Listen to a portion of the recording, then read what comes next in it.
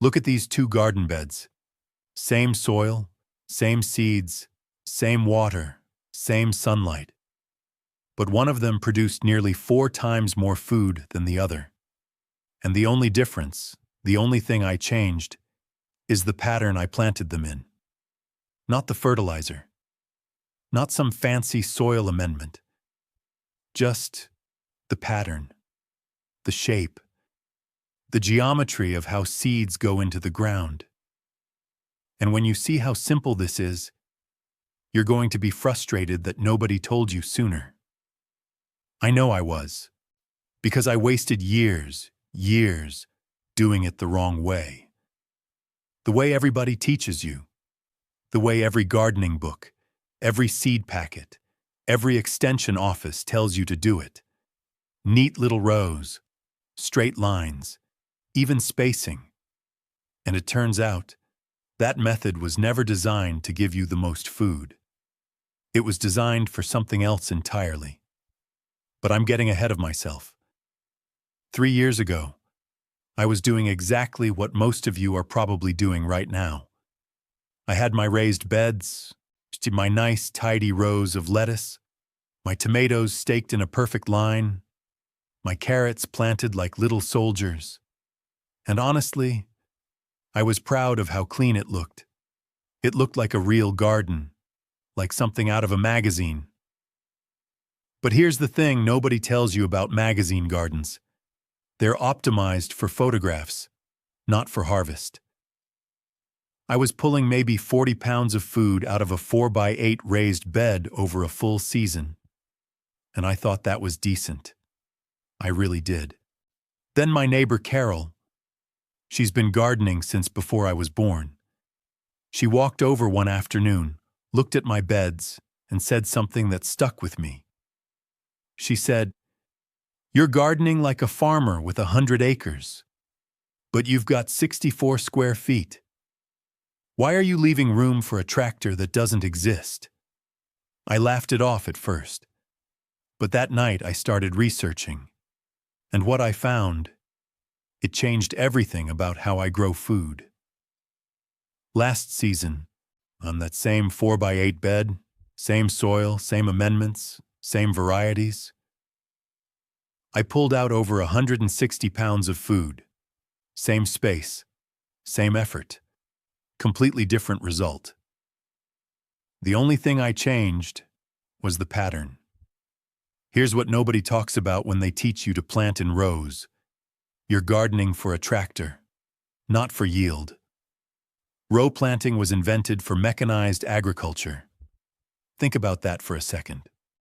The reason your seed packet says to plant in rows 12 inches apart with 36 inches between rows, that's not because the plant needs 36 inches. That's because a cultivator needs 36 inches. A tractor wheel needs that space. A mechanical harvester needs that clearance. You don't. You've got hands and a pair of knees. You don't need to drive between your lettuce. But generation after generation, we just kept copying the industrial model and shrinking it down into our backyards without ever asking, wait, why am I doing it this way? And the waste is staggering when you actually measure it. Take a standard 4x8 raised bed planted in traditional rows. You plant a row of carrots, leave a gap, plant another row, leave a gap. By the time you're done, roughly 50 to 60% of your growing surface, your actual soil, has nothing in it. It's just empty space, walkways between rows that you don't even walk on because the bed is only 4 feet wide. You can reach the middle from either side. So that space, that beautiful, fertile, composted, amended soil, is just sitting there growing weeds. Or worse, growing nothing at all. And here's the part that really got to me. Every spring I'd buy bags of compost and premium soil mix to fill those beds. I'm paying for that soil by the cubic foot, and then I'm only planting in half of it. I was essentially paying double for every tomato, every head of lettuce, every single beet, because half my growing space was doing absolutely nothing. That's not efficient. That's not smart. And once you see it, you can't unsee it.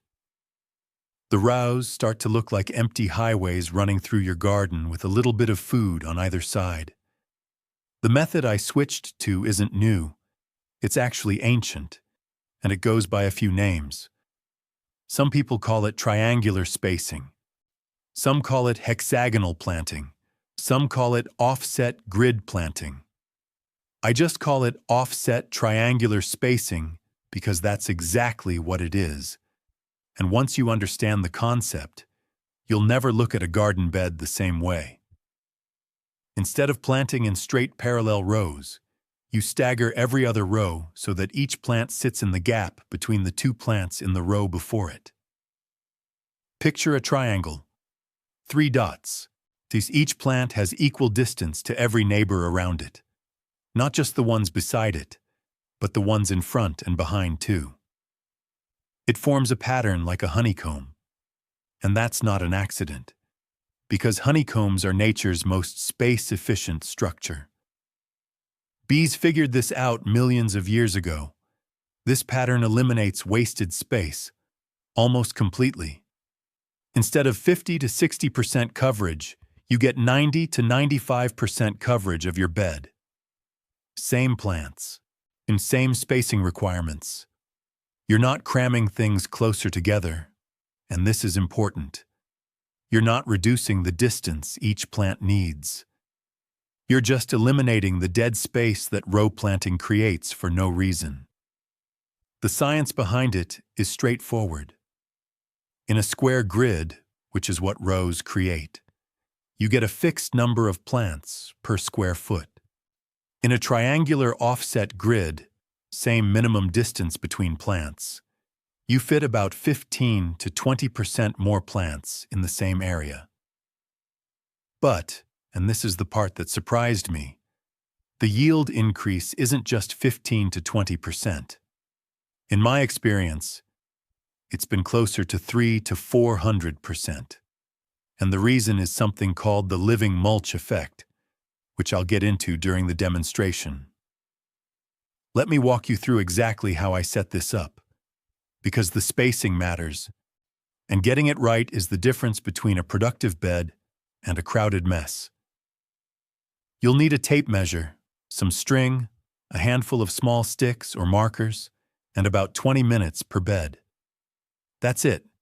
No special tools, no expensive equipment. Step 1. Figure out your plant spacing.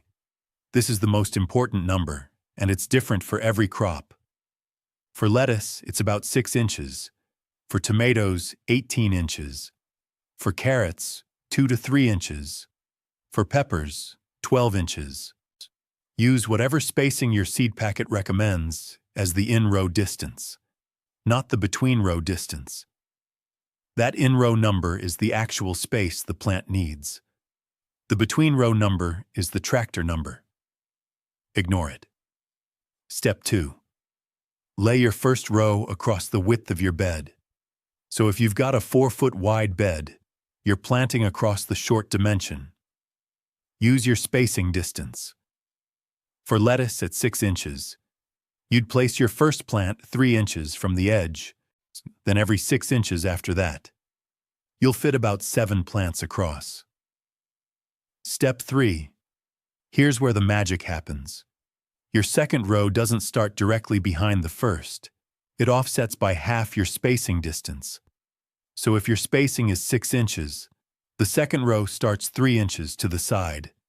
Each plant in row 2 sits in the gap between 2 plants in row 1. Picture a triangle. That's exactly what you're creating. Now, most people make a critical mistake right here. They keep the row-to-row distance the same as their spacing distance. Don't do that. The row-to-row distance in a triangular pattern should be your spacing distance multiplied by 0.86. That's the sine of 60 degrees for anyone who remembers trigonometry. But you don't need to remember that. Just multiply your spacing by 0.86. For 6-inch lettuce spacing, Your rows go 5.2 inches apart instead of 6.